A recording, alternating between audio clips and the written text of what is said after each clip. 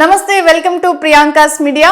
ముగ్గురు వద్దు ఇద్దరు ముద్దు అనే కాన్సెప్ట్ ని గత కాంగ్రెస్ ప్రభుత్వం తీసుకొచ్చింది. అంటే దేశంలో విపరీతమైన జనాభా పెరుగుతున్న కారణంగా జనాభాను నియంత్రించేందుకు ఈ యొక్క అంశాన్ని అంటే ఈ యొక్క విధానాన్ని కాంగ్రెస్ ప్రభుత్వం ప్రవేశపెట్టింది మొత్తం సెంట్రల్ గవర్నమెంట్ లెవెల్లో.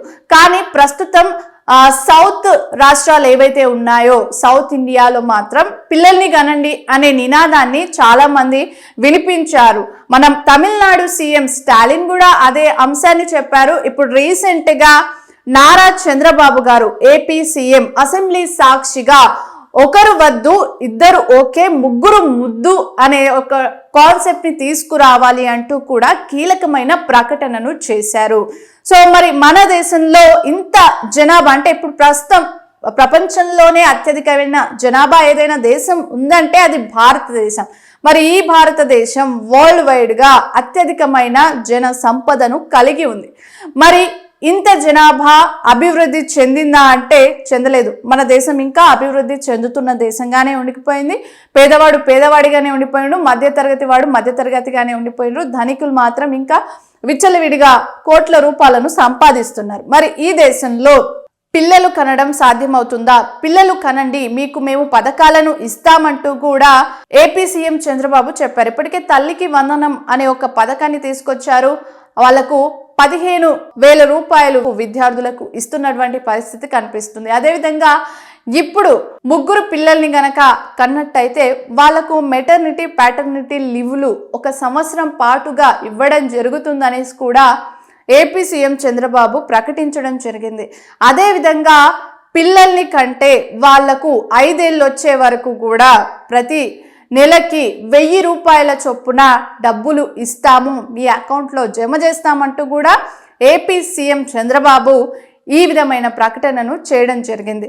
సో మనం చూసుకుంటే ప్రస్తుత పరిస్థితుల్లో పిల్లల్ని కనే అవకాశం ఉందా? ఒక మధ్యతరగతి వాళ్ళు చూసుకున్నట్టయితే కూడా పిల్లల్ని కన్నప్పటి నుండి మామూలుగా స్ట్రెస్లోకి వెళ్ళట్లేదు. మనం చూసుకున్నట్టయితే ఏపీ సీఎం చంద్రబాబు గారు ఇచ్చే 1000 రూపాయలు నెలకు అసలు సరిపోవని చెప్పాలి. ఎందుకంటే మనం ఇదొక డైపర్ ప్యాకెట్, దీన్ని చూస్తున్నాం. దీంట్లో 78 డైపర్స్ ఉన్నాయి. ఇవి నెల రోజులు వస్తాయి, 1249. అంటే ఇప్పుడు సీఎం గారు ఇచ్చే డబ్బులు డైపర్లకు కూడా పనికి రావన్నమాట. సో ఇవి నెలకు కూడా ఎవరికి సరిపోవు. చిన్నపిల్లలు ఉన్నటువంటి కుటుంబానికి అసలు ఇలాంటి ప్రకటనలు చేయడం కామెడీగా అనిపిస్తుందంటూ కూడా చాలామంది సోషల్ మీడియాలో కామెంట్లు పెడుతున్నటువంటి పరిస్థితి అయితే కనిపిస్తూ ఉంది.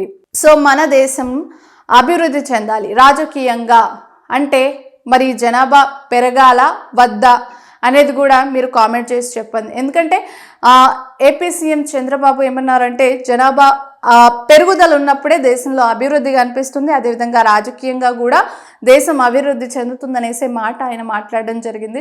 సో మరి రాజకీయ నేపథ్యం ఉన్నటువంటి చంద్రబాబు గారు మీరెందుకు ఒక్క కొడుకుని మాత్రమే కన్నారు, ఆ తర్వాత ఇంకా పిల్లల్ని ఎందుకు కనలేదంటూ కూడా సామాన్యులు సోషల్ మీడియాలో కామెంట్లు చేస్తున్నటువంటి పరిస్థితి కూడా నెలకొంది ఏపీ సీఎం చేసినటువంటి కామెంట్స్కి సంబంధించి.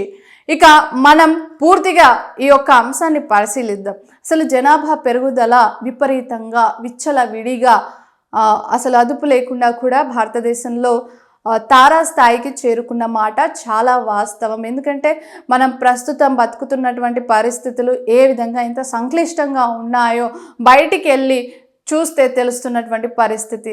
అక్కడెక్కడో ఏసీల్లో కూర్చొని అసెంబ్లీలో స్పీచ్లు ఇచ్చే రాజకీయ నాయకులు ఒకసారి రోడ్ల మీదకి వచ్చి పేదలు ఎట్లా బతుకుతున్నారనే విషయాన్ని మీరు చూడండి. వాళ్ళ పరిస్థితి 2-3 పిల్లల్ని వేసుకొని వాళ్ళు స్కూళ్ళకు పంపలేక, ప్రభుత్వ స్కూల్కి పోతే టాయిలెట్స్ ఉండవు, ఇంగ్లీష్ మీడియం విద్య ఉండదు, అదేవిధంగా క్వాలిటీ ఆఫ్ ఎడ్యుకేషన్ ఉండదు, ఏమీ లేదు. సో అదే భారం అనుకొని ఇటు ప్రైవేట్ స్కూళ్ళకు పంపినట్టు అయితే అక్కడ విపరీతమైన ఫీజుల మోత. సో ఒక సామాన్యమైనటువంటి కుటుంబాలు మీరిచ్చే ఈ పథకాల కాసబడి వాళ్ళు జనాభాను పెంచుకుంటూ పోతే భారం ఆ కుటుంబం పైన పడుతుంది కానీ ప్రభుత్వం మీద పడదు.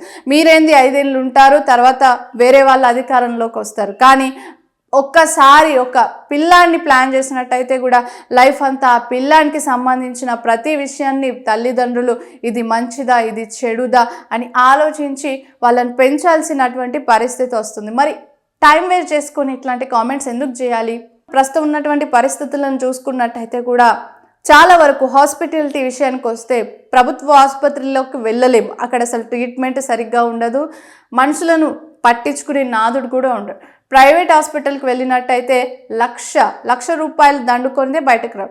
ఇప్పుడు మీరంటున్నటువంటి 25,000 రూపాయలు ప్రసవానికి ప్రభుత్వం అందిస్తుందనేసి ఇంకో హామీ కూడా ఇచ్చారు. ఈ 25 రూపాయలు ఎందుకు సరిపోదు? ఎందుకంటే ఒక ప్రెగ్నెన్సీ వచ్చినటువంటి లేడీకి ప్రెగ్నెన్సీ దగ్గర నుంచి 9 మంత్స్ కంప్లీట్ అయ్యే వరకు కూడా విపరీతమైన హాస్పిటల్ బిల్స్ ఉంటాయి. దగ్గర 50,000 రూపాయలు అవుతాయి ప్రైవేట్లో చూయించుకున్నట్టయితే. ప్రభుత్వంలో చూయించుకున్నట్టయితే కూడా అక్కడ ప్రసూతి కావాలా వద్దా అని ఆలోచించుకున్నటువంటి పరిస్థితి ఉంటుంది. ఎందుకంటే ప్రసూతి ఆసుపత్రులు మరి ఆ విధంగా ఉన్నాయి మన తెలుగు రాష్ట్రాలలో. అసలు ప్రైవేట్ ఆసుపత్రికి వెళ్తే కొంచెం సేఫ్ డెలివరీ అవుతుందనేసి నమ్మి చాలామంది సప్పో చేసుకొని ప్రైవేట్ ఆసుపత్రిలోనే ప్రసవిస్తున్నటువంటి పరిస్థితి కనిపిస్తుంది. అలా ప్రసవించినా కూడా 50,000 రూపాయలు ఫీజును మాత్రం ప్రైవేట్ ఆసుపత్రులు తీసుకుంటున్నాయి.